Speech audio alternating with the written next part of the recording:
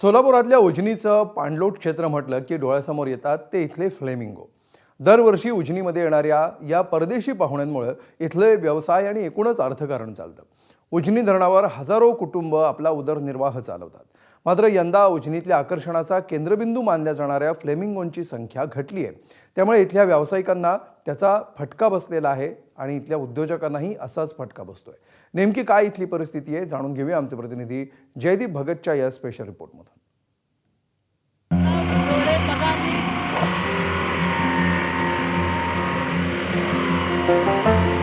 सोलापूरमधला हा उजनी जलाशय. उजनी म्हटलं की डोळ्यासमोर येतात ते फ्लेमिंगो.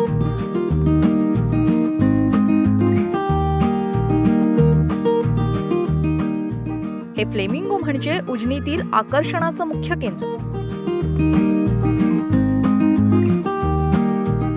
पण यंदा उजनीची पाणी पातळी आटली, फ्लेमिंगोंचं प्रमाण कमी झालं आणि त्याचा फटका बसला तो पर्यटनावर अवलंबून असलेल्या इथल्या व्यावसायिकांना.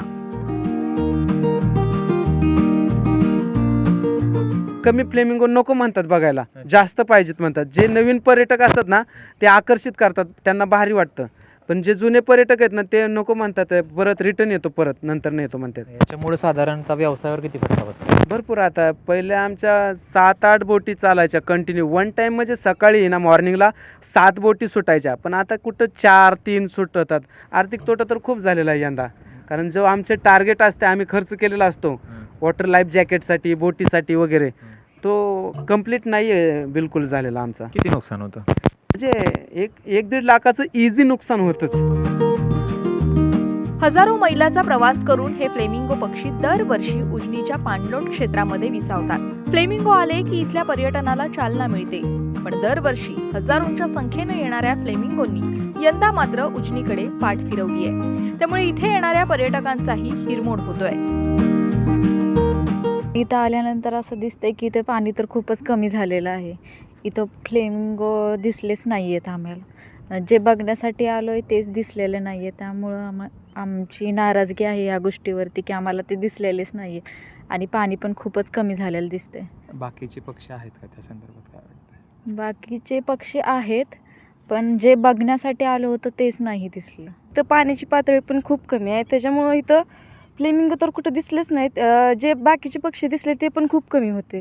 त्याच्यामुळं मी जे पाहण्यासाठी आले होते ते फ्लेमिंगो पक्षी मला दिसले नाही. त्याच्यामुळे माझी जरा नाराजगी आहे या गोष्टीवरती. आणि इथं पाण्याची पातळी खूपच कमी आहे. फ्लेमिंगो नसल्यानं पर्यटक कमी आणि त्यामुळे व्यवसाय तब्बल 70% घटल्याचं हॉटेल व्यावसायिकांचं म्हणणं आहे. त्यामुळे झालेलं नुकसान लाखोंच्या घरात आहे. मी माझ्या शेतावरती कृषी पर्यटन केंद्र केलं आणि त्या ठिकाणी हे जे पक्ष्यांचं मुख्य आकर्षण होतं फ्लेमिंगोचं, ते न आल्यामुळे लाखो रुपयांचं आमचं नुकसान झालेलं आहे. जे या ठिकाणी कामगार होते त्यांना या ठिकाणी काम मिळालेलं नाही. बोटीवाले त्यांनाही या काम मिळालेलं नाही.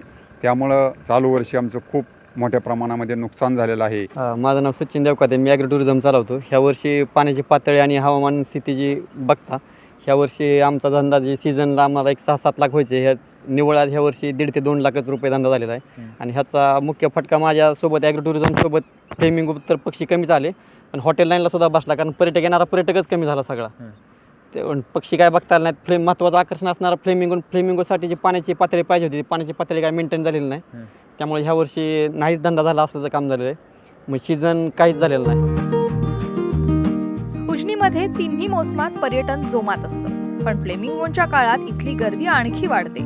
मात्र यंदा वातावरणातल्या बदलांमुळे उजनीतील पर्यटनाचं गणित बिघडवून टाकलंय.